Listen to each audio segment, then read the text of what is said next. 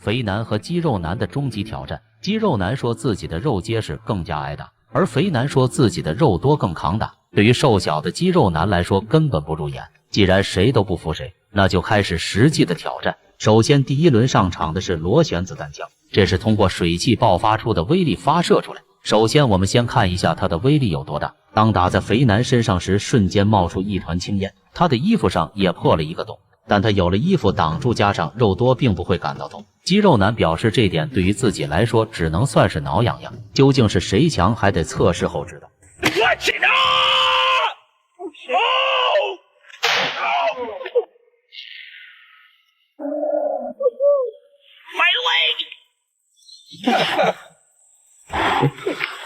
痛的肌肉男躺在地上很久才起得来，他都不知道刚才发生了什么。这时肥男嘲笑他那小身板真没用。现在肌肉男才意识到自己光有一身肌肉是没用的。他说要是换作是常人，可能皮都炸开了，肚子上被打的地方也留下一个明显的红印记，现在还是感觉到非常的辣。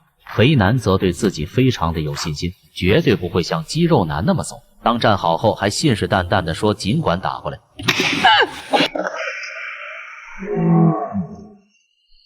肥男虽然没有倒下，但也抱着肚子赶紧走到一边。不过在两人的比较下，肥男确实要更抗打一点，所以兄弟姐妹们千万不要再减肥了，赶紧多吃点肥起来吧。接着第二轮比赛用的是气枪手榴弹，经过了上一轮的对比，肥男更加不怕肌肉男，这一次也是势在必得。肌肉男为了调整好状态，还做几个俯卧撑来加强一下自己的身体。当一切准备好后，开始对他射击。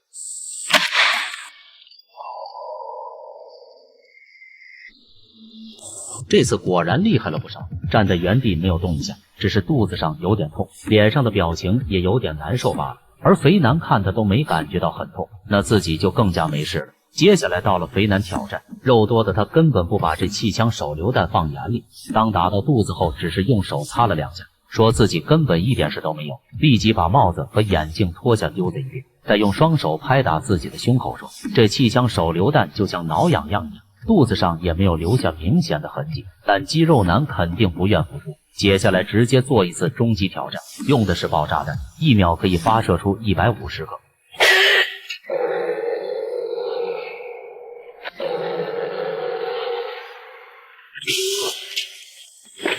子弹打完后，肌肉男面无表情地扔下帽子，独自走到后面，靠在墙壁上偷偷哭泣。摄影师想去安慰他，结果被他大骂一顿，他的大腿上也留下无数颗红色印子。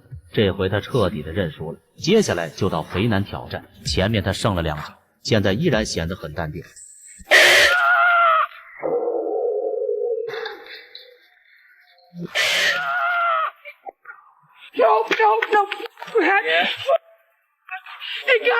这回把他打得也哭了，不停大声叫喊来掩盖身上的疼痛。他的大腿上也一样留下了无数个红色印子。从以上3局来定，肌肉男还是输给了肥男。虽然他很不甘心，但也没办法，不得不认输。以上仅是国外做测试，请大家千万不要模仿。